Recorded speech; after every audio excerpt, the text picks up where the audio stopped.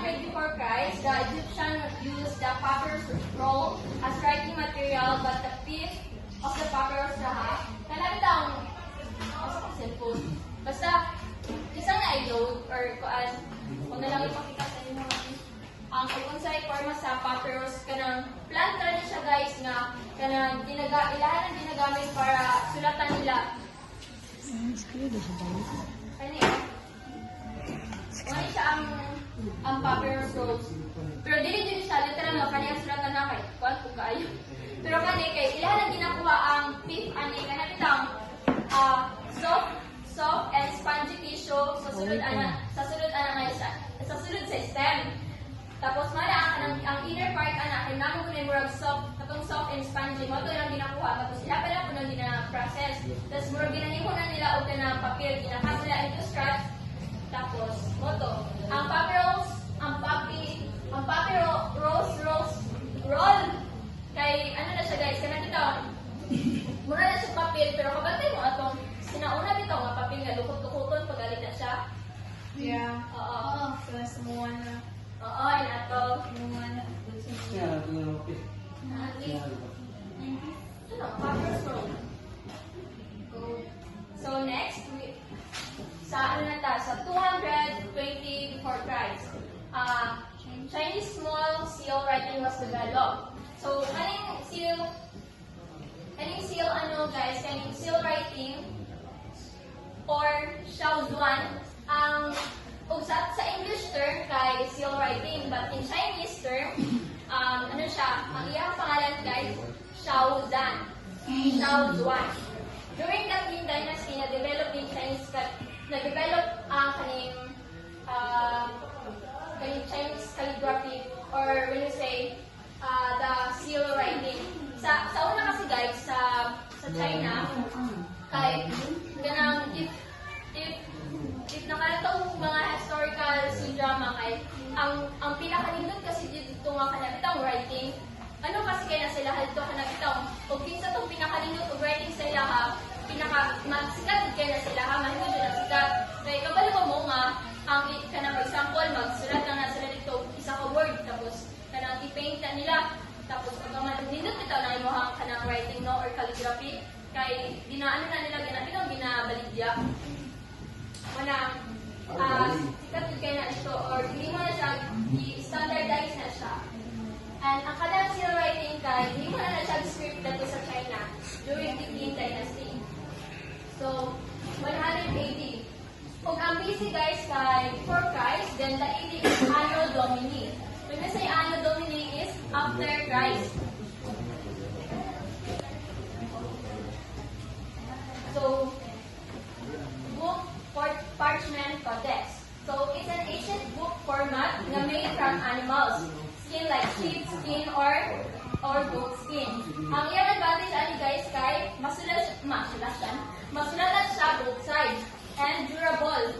Kung ano ka ng skin na good sa goat and sheep. So, unlike sa papyrus nga unlike sa papyrus nga paper nga sulatanan kay kanang ang papyrus kay papyrus sa tapos dili ko siya masulatan po sa likod. And also, ang disadvantage siya po aning parchment codex kay nanapit ang limited lang siya yung availability and also expensive. Next, we have 105 AD.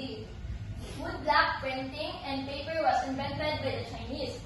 So, in Han Dynasty, this is their ancient printing technique. Kanang mag-carve sila sa woodblock o nakakita ba mo ani?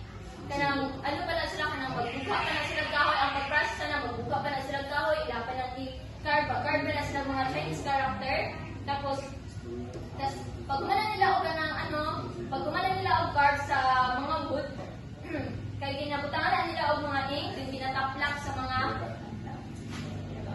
siyempre sa paper or fabric. So mo na siya ang sa tawag aning ancient printing technique. Kung gano'n ato kay machine ay ano na jud kanang Printer. Printer na jud printer. Ang ila sa una ilang printer guys kana bitong mura na siya og kanang itaplak lang yun. Na sila katong i-carve tapos itaplak sa public or sa tawag aning paper. So ang nag-invent ani nga kana printing technique is si Kai Lun.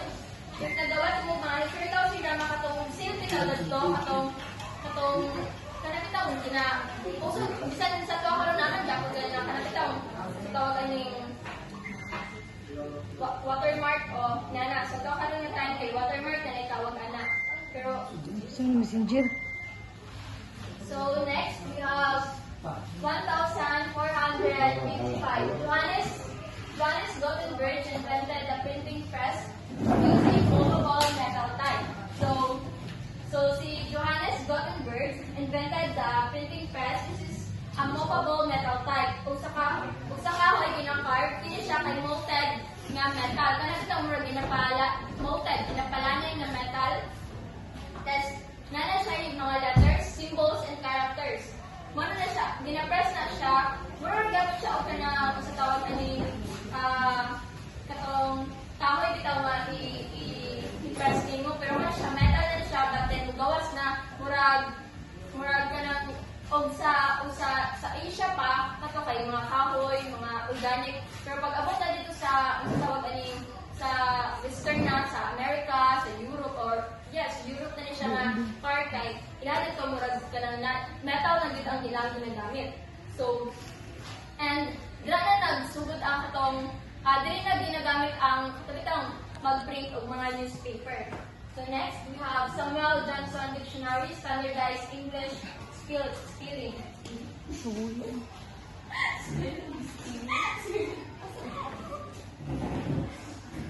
So Samuel Johnson published his groundbreaking dictionary which is nakatabang to standardized English spelling and vocabulary, making it more consistent. So, si Samuel Johnson, nag-invent siya o dictionary. Kaya siya ang dictionary guys, nasa 42,000 words defining their meaning and usage.